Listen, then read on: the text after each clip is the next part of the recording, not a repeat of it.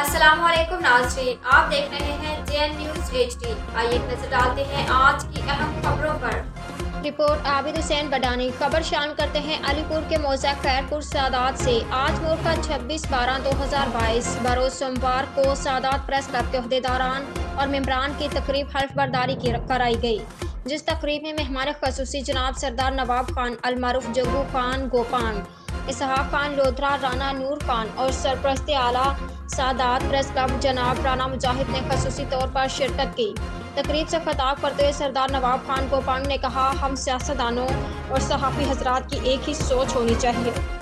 आप इलाके के मसाइल उजागर करें, हम उन्हें हल करेंगे। बिला वजह किसी पर दबाव या उसकी पगड़ी ना उछाली जाए।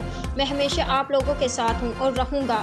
सदर सादात प्रेस क्लब जनाब राना खिजर सागर ने कहा, किसी भी सहाफ़ी भाई का कोई भी मसला होगा तो वो मेरा और मेरे प्रेस क्लब के तमाम मेम्बरान का मसला होगा।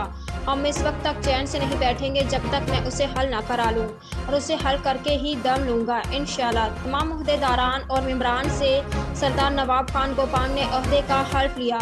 मेहमानों की खातिर तवाज़ा के लिए सदर प्रेस क्लब जनाब राना खिजर साहब की तरफ से खाने और चाय का अहतमाम किया गया। आखिर में प्रेस क्लब की तरक्की मुल्क पाकिस्तान पाक फौज के लिए दुआ कराई गई।